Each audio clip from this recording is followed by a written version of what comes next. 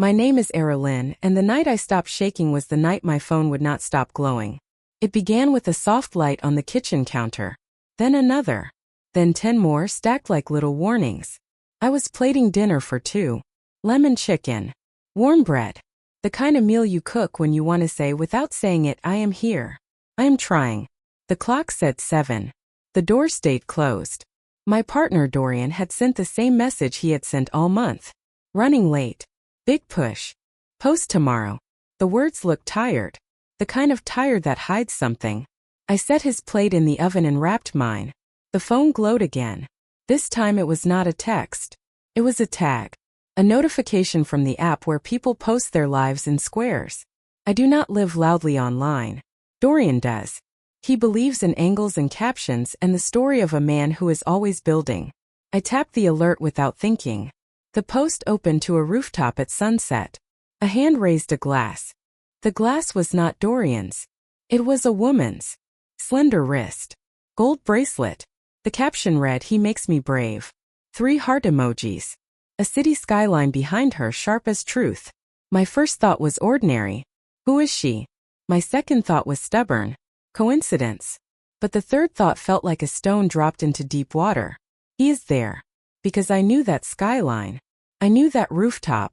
I had stood there with Dorian last spring when he said we were next, we were forever, and I believed him. I looked closer. In the reflection of the glass I saw a blur of a man. Dark jacket. Familiar watch. The watch I gave him when he signed his new contract. The caption did not say his name. The account did not tag him. But in the second photo, a shadow stretched across the woman's shoulder. His height. His stance. His habit of holding his phone like it might escape. The username was simple. Alina Lives. My hands went cold. I scrolled. Photo after photo of city corners and espressos and late nights that looked like the nights Dorian said he was grinding toward our future. There were no faces together. No direct proof. Only the pattern of a story told near him, parallel to him like 2 train tracks that pretend not to touch. I set the phone down and listened to the house. The refrigerator hummed. The heater breathed. A neighbor's dog barked twice and then apologized to the silence. Our framed pictures watched me. The one from the cabin. The one from the museum where he stood in front of art and made jokes about color. The one where he kissed my hair and said I am lucky. The glow returned. A new post, same account, same night. A close shot of a man's hand sliding a cocktail across a bar to the woman behind the camera. The cuff of the jacket was distinct. Dark navy with a stitched thread that had frayed last winter. I had trimmed that thread with my smallest scissors. I knew that cuff like I knew the shape of my own hand. The caption said, "He remembers how I like it. No cherries. Always the citrus." I stared at the words until they blurred. Dorian knows I hate cherries. He teases me about it. I had believed the teasing was ours. It was not ours tonight. A part of me wanted to call him and scream. Another part wanted to go very still and become a stone no one can throw. Instead I did the small discipline thing that has always saved me. I opened a new note and wrote a title. Timeline. Then I typed the time and the caption in the place I recognized. I added the outfits. The frayed cuff. The glass reflection. I wrote what I could not yet prove in brackets. Looks like Dorian's watch. The phone buzzed again. A direct message. From a name I did not know. Savin. You do not know me, the message read, but you should look at who she follows and who likes her posts in the first 5 minutes. That is where truth lives. I did not answer. I followed the instruction. The first likes were not random. A small cluster of names I recognized from Dorian's office. A junior analyst. A project manager who always calls me dear at parties. A client contact who never learned to pronounce my name and never apologized for it. My heart beat once hard. The kind of beat that means a door inside you just closed and another one opened. Savin wrote again. If you want help, say the word. I have receipts on him from a past life.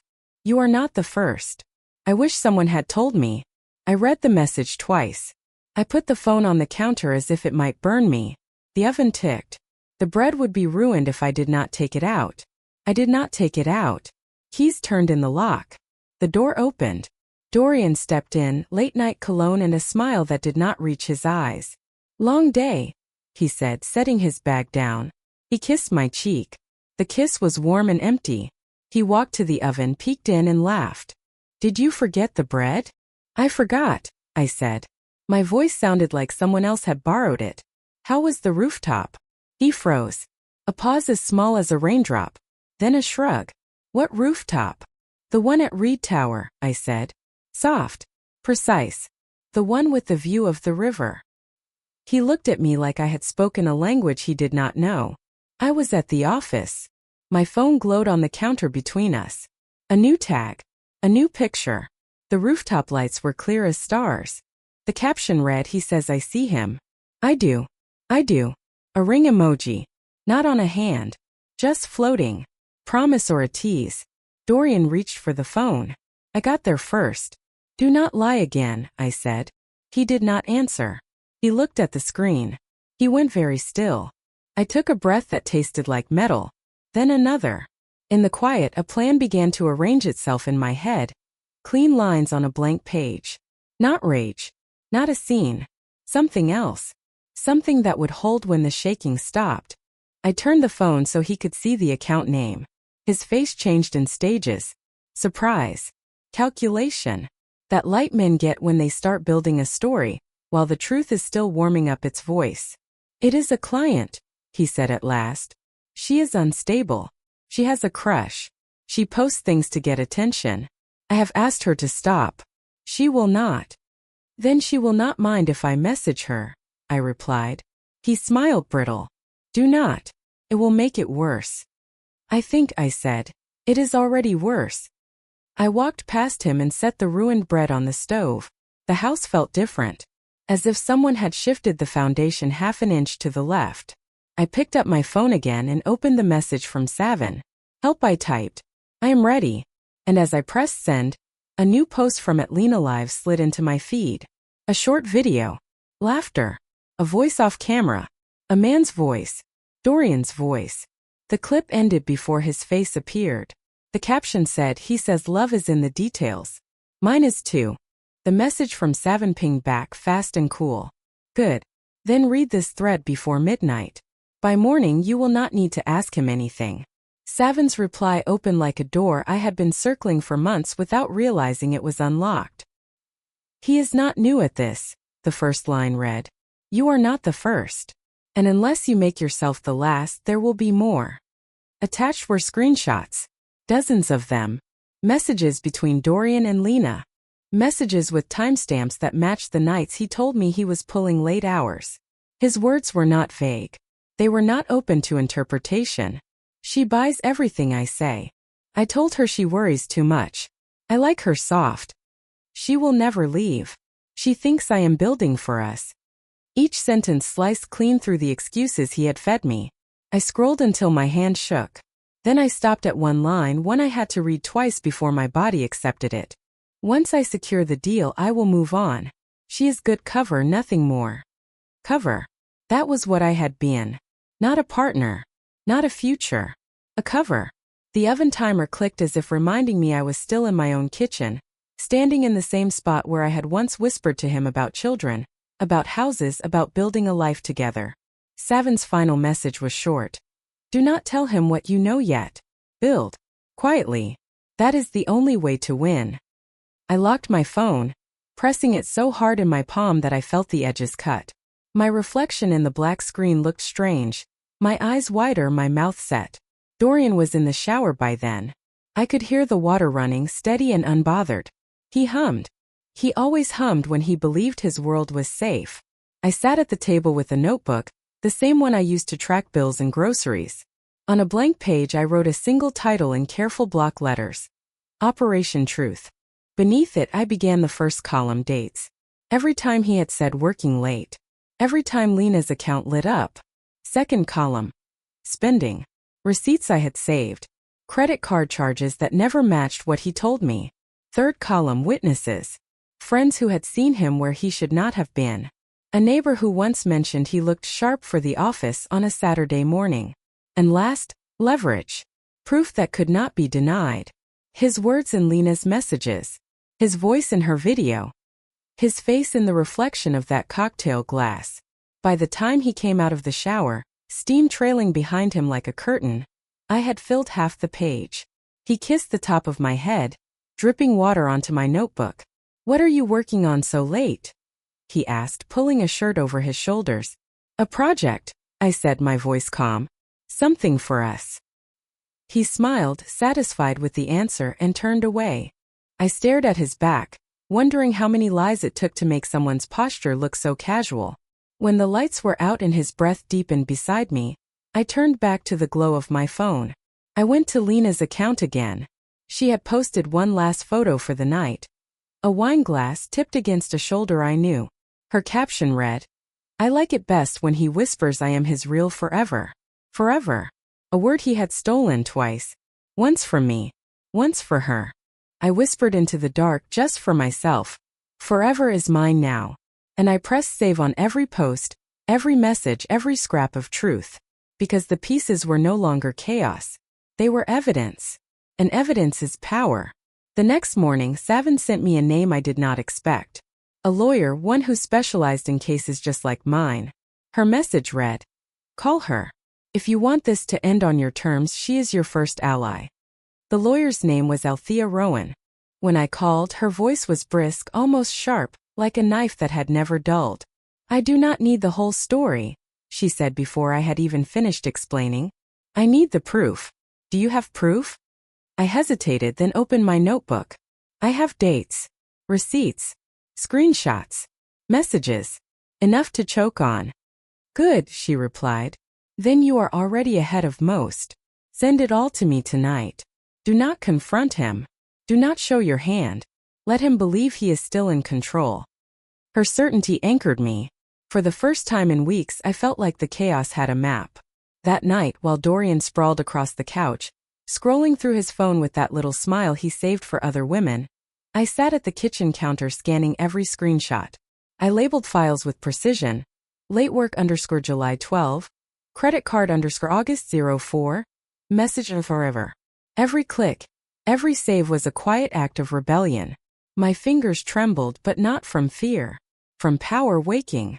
When I emailed the folder to Althea, I wrote only one sentence in the subject line. "For when forever ends." She responded minutes later. "Perfect. Do not doubt yourself. This is just the beginning." The next morning I tested Dorian. Over coffee I asked, "How was work last night?" He glanced at me over the rim of his mug, that familiar smirk pulling at his mouth. "Busy. Meetings stacked. You know how it is." I smiled back, calm, steady. "Of course. You work so hard." If he heard the steel under my voice, he ignored it. After he left, I called Savin. "Why are you helping me?" I asked. Her answer was sharp. "Because no one helped me when he did the same to me.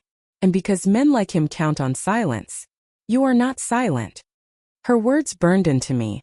Not silent. Not anymore. That weekend, Althea invited me to her office. It was a narrow space lined with books and binders, each one labeled with neat precision. Cases of betrayal, lies, and the women who had turned those lies into victories. She slid a contract across the desk. "This will secure representation. Once you sign, we move forward. Quietly. Legally. Strategically." The pen in my hand felt heavier than I expected. Signing meant no turning back. But as I pressed my name onto the page, I felt something crack inside me. Not fear, but the shell of who I had been under him. That night, Dorian returned home with roses. Red, long-stemmed, wrapped in glossy paper. He placed them in front of me like an offering. "For you," he said, his eyes bright with a performance I now recognized too well. I touched the petals, soft under my fingertips, and smiled. "They are beautiful. Almost convincing." His brow furrowed for half a second before he smoothed it away with a laugh. If he suspected anything, he did not show it. But I knew the balance had shifted. Because I was no longer waiting for the truth. I was building its stage. Later that night, while he slept, I opened his laptop. For the first time, I found something he had not meant for me to see. An email confirming a weekend reservation.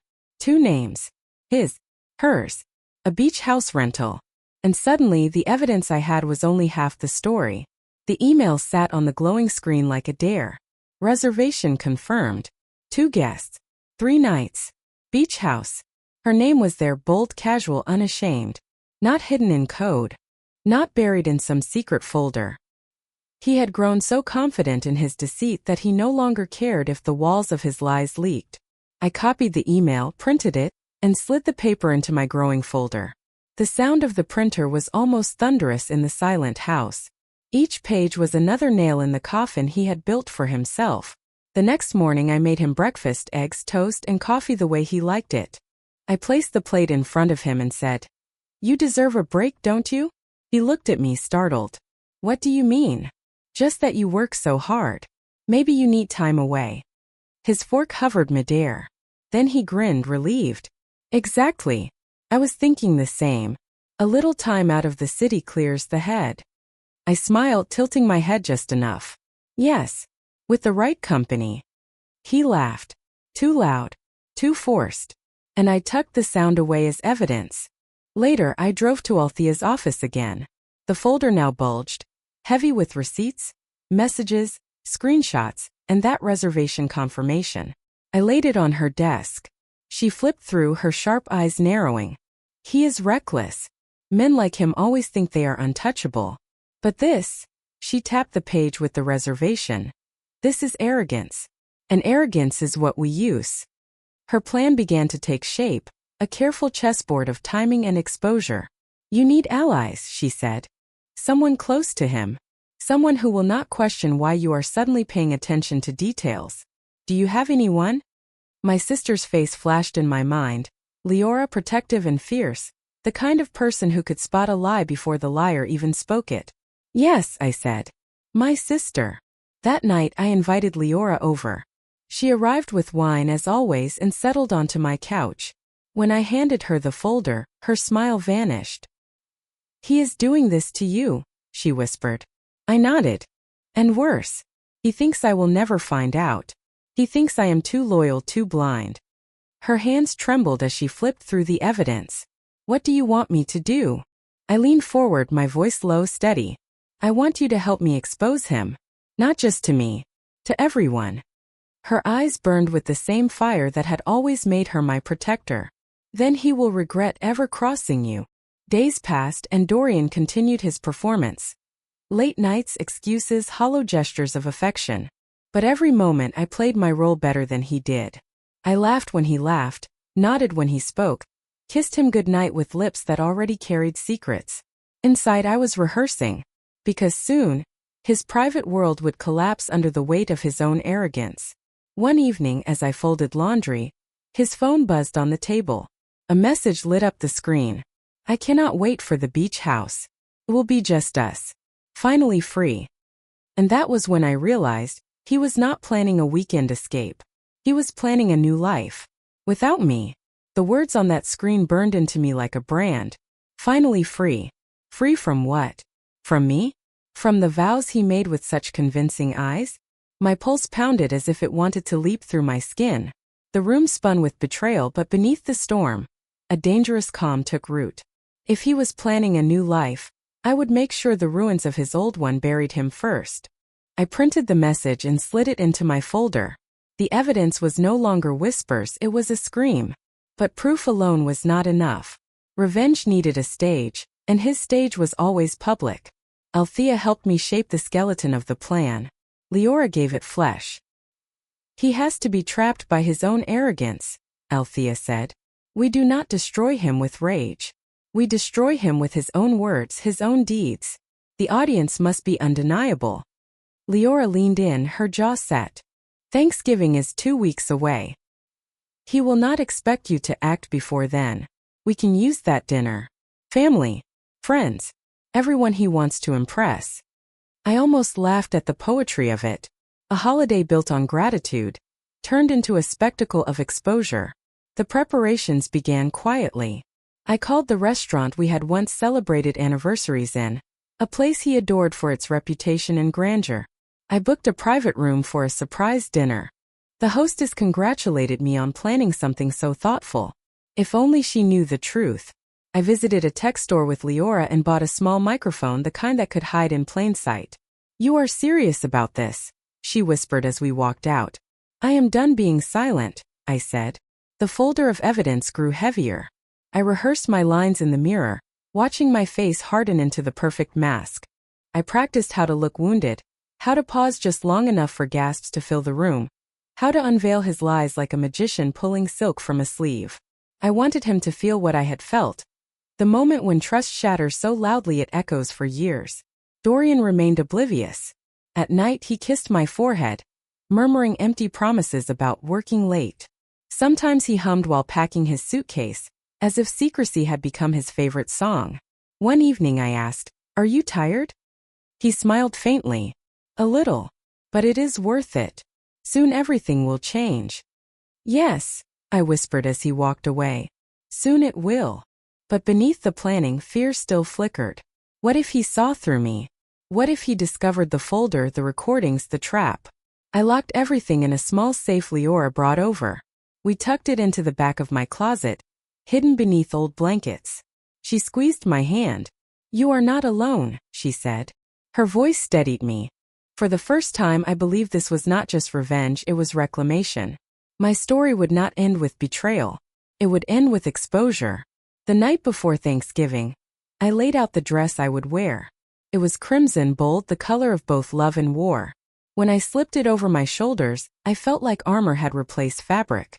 The restaurant was confirmed. The guest list was set. The evidence was organized. My allies were ready. Everything depended on timing, precision, and his own hubris. Cliffhanger. That night, as I zipped up the safe, Dorian's voice drifted from the doorway. "What are you hiding, love?" My breath caught, the air thick with danger. He stood there, smiling, but his eyes narrowed. He had seen something. His question, "What are you hiding, love?" clung to me like smoke. My throat tightened, but my face remained composed. Years with Dorian had taught me how to wear masks. "Old photo albums," I said lightly, closing the closet door with a casual flick. "I was thinking of bringing some to Thanksgiving. Everyone loves a little nostalgia." He tilted his head, his smile sharp as glass. "You and your sentimental treasures." Then he kissed my cheek and walked away. But suspicion hung in the air long after his footsteps faded. That was the first crack in my perfect plan. Thanksgiving morning arrived with frost on the windows and fire in my chest. I had imagined waking with confidence, armored in certainty. Instead, unease gnawed at me. I checked the safe twice before leaving. Still locked. Still mine. At noon, Althea texted, "The projector is ready. Just send the signal." Leora messaged right after, "I will sit near the exit. No one leaves before the truth." The net was woven. All I had to do was pull it tight. The restaurant glowed with warm lights and polished silver. The long table was dressed with candles, wine glasses, and perfectly folded napkins. Guests arrived one by one, their laughter ringing through the room. My family, his colleagues, friends who thought they knew our story. Dorian walked in last, carrying his charm like a weapon. He shook hands, embraced relatives, whispered jokes that made everyone chuckle. He slipped into his seat beside me, his hand brushing mine as if we were still a united front. But when he leaned close, his whisper was not tender. "Strange you locked that closet. Secrets, my love?" The words chilled me. Did he suspect more than he let on? Dinner began. Plates of roasted turkey and autumn vegetables filled the table. The hum of conversation swelled. I smiled, nodded, played the dutiful partner while my mind raced. At the far end, Althea caught my eye. A subtle nod. The projector was hidden, the screen ready. The evidence, messages, photos, receipts, waited in digital silence for their moment. But as I reached for my wineglass, Dorian stood. He raised his glass for a toast. "To love," he declared. "To family.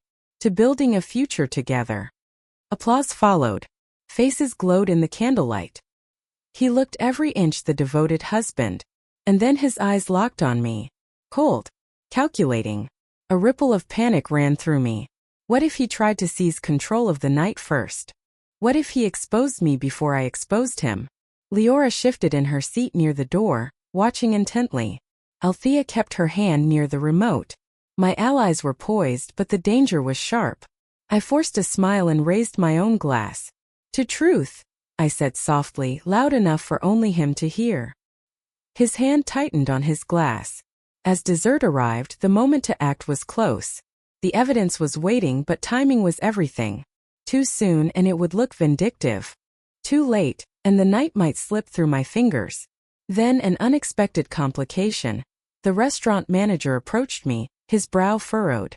"Ma'am, I need a word. There is an issue with your reservation." I followed him to the hallway, heart pounding. He whispered, "Your husband tried to cancel this event yesterday. We thought it was a mistake, so we confirmed with you. But he seemed insistent." My blood ran cold. Dorian had sensed something. He had tried to dismantle my stage. I thanked the manager, my mask barely intact. Back in the dining room, Dorian's eyes were waiting. He smirked as though daring me to move. He knew something. And now I knew he was willing to sabotage more than just my heart. He wanted to erase the entire night. But I had come too far. Too much was at stake. Althea's phone buzzed on the table, the screen flashing with my signal. She lifted the remote slowly, her thumb hovering over the button. Dorian leaned back in his chair, arms crossed, ready for war. The truth was seconds away. The room was bathed in golden light from the candles, laughter softening into quiet as plates of pie and steaming coffee cups settled before each guest. My pulse roared louder than the hum of conversation. At the far end of the table, Althea's thumb pressed the remote. The overhead lights dimmed. A mechanical whir filled the silence as the hidden screen descended at the front of the room. Conversations faltered. Forks hovered midair. "What's this?" one uncle asked. "Just a little gratitude," I said, forcing my voice steady. But my eyes locked on Dorian. His confident smirk twitched into something darker. The first image appeared. A screenshot of a bank statement. Transactions that did not match our lives. Hotel stays. Expensive dinners. Jewelry. All charged to our joint account. Gasps broke around the table. The next slide, a photo. Dorian's arm around a woman none of my relatives had ever met. Their smiles wide, their champagne glasses raised. The room erupted. Whispers turned into sharp murmurs. My mother's hand flew to her mouth. Leora's jaw clenched, her eyes locked on him with fury. Dorian shot to his feet. "This is an invasion. Lies." His voice cracked under the pressure. "Sit," I said firmly, my voice cutting through the chaos. He froze. Everyone was watching now, not him but me. The slides continued. Text messages filled the screen. "Can't wait for another weekend at the beach house. She suspects nothing." Then another. "Use her card. She never checks." Each word was a blade. Each image another nail in the coffin he built with his own hands. "Enough," he barked, slamming his fist onto the table. Glasses rattled, a plate cracked. But his anger only fueled the fire. Because the next slide wasn't just numbers or photos. It was video. A shaky recording from the very beach house he thought was his secret haven.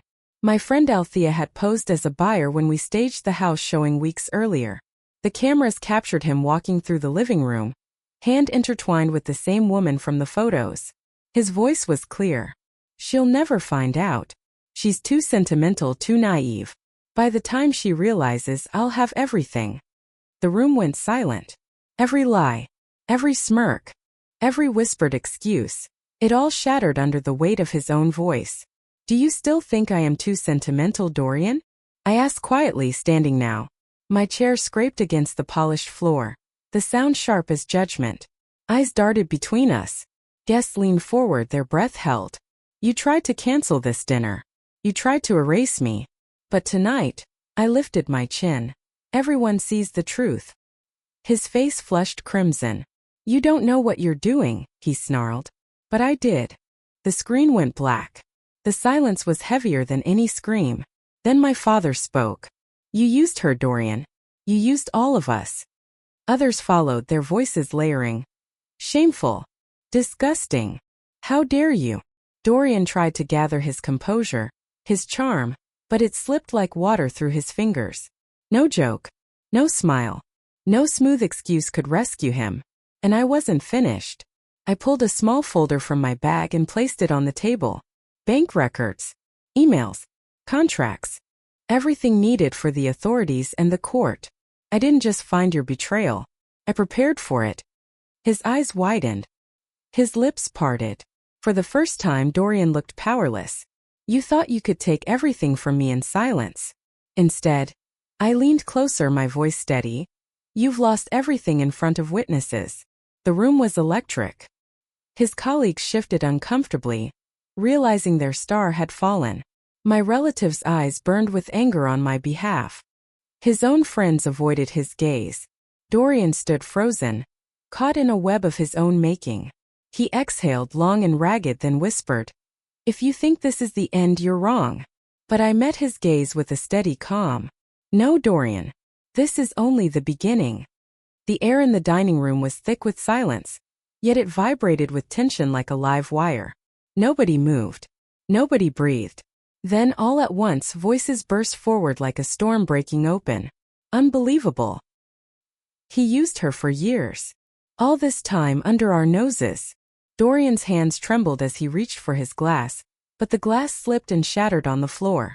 The sound cut through the chorus of outrage like thunder. His mask was gone. My mother, usually the soft-spoken one, stood. Her voice trembled but was clear. "I welcomed you into our family, Dorian. I defended you. And this is what you do." He tried to answer, his mouth opening, closing, opening again. But the words failed him. He was drowning in the judgment of every pair of eyes staring back at him. I remained standing, arms folded, my gaze unflinching. "You laughed at my trust. You mocked my devotion. Tonight you pay the price." Across the table, my sister Leora's hands balled into fists. She leaned forward. "You called her too emotional. Do you see her now? She's stronger than you ever were." His jaw clenched. "This is slander," he hissed. "You don't know the whole story." But then my father's voice boomed. "We just heard your story in your own words. There is nothing left to explain." The weight of truth was crushing him, and he knew it. The woman from the photos, the other woman, wasn't there. But she may as well have been, because whispers of her name rippled through the room. Questions ignited. Who is she? How long has this been going on? Did you fund her with their money? Dorian collapsed back into his chair. His once straight posture crumpled. His eyes darted to me, desperate now, searching for any sign of weakness, any chance to regain control. There was none. "I loved you," I said quietly, "not for him but for everyone watching. And you gambled that love away like it was worthless." Gasps. Murmurs. My truth hung heavy in the air. His voice broke. "You don't understand, Marceline. I needed." "No," I cut in sharply. "You wanted power. You wanted control. And now you have neither." The guests shifted, chairs scraping as people began to stand, some walking out, shaking their heads in disgust. Others stayed as if rooted in place, unable to look away from the wreckage unfolding. A colleague of his, a man he often bragged about impressing, finally spoke. "Your career, Dorian. Do you realize what this means? You'll never recover." That was the nail in the coffin. His greatest fear wasn't me, wasn't losing my trust. It was losing the pristine image he'd spent years curating. And now it lay in ruins. I stepped forward, the folder of evidence still on the table. This is already in the hands of people who matter. Tonight was just the unveiling. Tomorrow the rest of the world learns who you really are. He lunged forward, slamming his palms on the table. "You think you've won? You think you're better than me?" I didn't flinch. No. I just stopped being less. His chest heaved. Sweat glistened at his temples. Around him there was no sympathy, only disappointment, disgust, and rage. His allies had vanished. His empire of charm and lies had collapsed into dust. And in that moment he understood. The battle was over. But I wasn't finished. You wanted me small, silent, invisible. Look at me now. Look at who I am without you. The room erupted. Not with applause, not with cheers, but with a wave of silence that felt louder than anything. It was the silence of acknowledgement, of finality, of truth that could not be undone. He staggered back, his voice cracking into a whisper. "This isn't the end." And I stepped closer, my words slow and deliberate. "Then I'll make sure the end is spectacular." The night after the dinner felt like both a victory and an exhaustion I had never known. I lay awake, listening to the ticking of the clock, knowing that by sunrise everything would change. The truth was no longer caged within four walls. It had wings now. It would fly farther than Dorian ever imagined. The morning came with a storm. My phone vibrated endlessly. Messages poured in from people I barely knew. Screenshots of his face plastered across online forums, news feeds, even professional networks. Someone had filmed the dinner meltdown and leaked the video. The caption under one post read, "Respected executive exposed at family dinner. Double life revealed." His perfect mask, the one he had curated so carefully, was gone. And it wasn't just his reputation on the line anymore, it was his legacy. I poured myself coffee and scrolled through the avalanche. Articles dissected the evidence I had displayed. Comment sections overflowed with fury and disbelief. How could he? She deserves better. Classic narcissist. The court of public opinion had convened, and the verdict was unanimous. Guilty. By noon my sister Leora called. Her laughter was breathless. "Marceline, you won't believe this. His company issued a statement. They're suspending him pending investigation." I smiled, a slow and quiet smile. This wasn't about destroying him financially, it was about accountability. And accountability had finally caught up. "Good," I whispered. "He built his empire on lies. Let him watch it crumble." That evening I drove past his office. The building loomed tall, but his nameplate at the entrance was already removed. Gone, like he had never existed there. I sat in the car watching employees trickle out in clusters, whispering, pointing at their phones. They were discussing him. Not with admiration, not with respect, but with ridicule. His power, his influence, it had vanished overnight. He tried reaching me. Calls, voicemails, emails dripping with desperation. "You've ruined me, Marceline. Is that what you wanted?" I didn't reply. Because this was not about petty revenge, it was about truth. The truth he tried to bury with arrogance and deceit. Later, my father called me into his study. "You did what none of us could. You didn't just expose him. You freed yourself." His words hit me harder than I expected. I realized then that my revenge wasn't only for me. It was a warning to every liar, every manipulator, who thought they could crush someone else's light. The fallout continued to ripple. Friends distanced themselves from him. Old allies cut ties. Even the other woman, the shadow in all of this, posted cryptic messages online about betrayal. His kingdom of lies was turning on him from every direction. And me? I wasn't hiding anymore. I went out to dinner with friends that night, not in secret, not afraid of whispers. I laughed freely, the sound of my own voice no longer carrying the weight of shame. People who recognized me from the viral video approached with words of support. "You're brave. You showed strength. You reminded me to never stay silent." It was strange, surreal even, to become a symbol. But maybe that was the point. Back at home I stood in front of the mirror. I didn't see the woman he had tried to reduce. I saw someone new. Someone forged in fire, tempered by betrayal and sharpened by truth. For the first time in years I didn't see too emotional. I saw powerful. I saw whole. But then came the knock at my door. Firm. Unrelenting.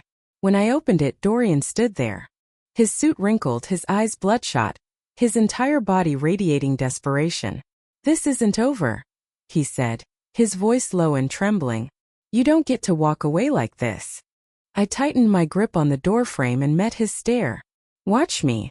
The last time I saw Dorian standing on my doorstep, I realized something important. He was already finished. Not because I had screamed louder or fought dirtier, but because I had chosen the truth over his lies. He tried to intimidate me, tried to twist the narrative like he always had. But it was futile. The world had seen his mask fall. His charm was no longer currency.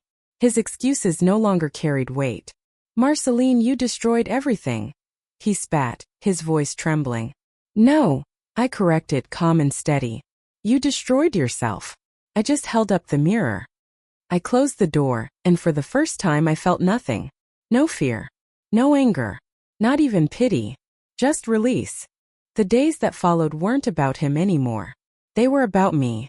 About reclaiming the parts of myself I had silenced while living in his shadow. I joined cooking classes I had once abandoned, painted canvases that had collected dust, and traveled alone to the places I had dreamed of but never dared to visit because he said they were silly. Each choice felt like stitching together the fabric of a life that had been torn. A life that was mine and only mine. And the world moved on too. His name faded from the headlines. His downfall became a cautionary tale whispered at dinner parties and shared in hushed tones among colleagues. He was no longer a figure of admiration. He was a warning. Meanwhile, I thrived. One evening, I found myself standing on a stage. Not in shame, not in defense, but in celebration. A local community invited me to speak about resilience. My voice carried across the room, steady and strong, as I told them, we don't choose betrayal. But we can choose what we do with it. We can let it break us, or we can use it as the fire that forges us stronger. The applause was thunderous. And in that moment, I knew my revenge wasn't just about exposing him. It was about showing myself, and every person listening, that we are never defined by someone else's lies. Now when I walk into a room, I hold my head high. Not because of what I took from him, but because of what I reclaimed for myself, my dignity, my voice, my freedom. And if you are listening, if you've ever been silenced, mocked, or betrayed, remember this. Truth is the most powerful weapon you will ever carry. Use it, own it, and never, ever let anyone tell you that you are too much. Because sometimes being too much is exactly what the world needs. If my story resonated with you, stay with me. There are countless stories of betrayal, resilience, and revenge that need to be told. Click subscribe, share this video, and never forget, you have the power to write your own ending.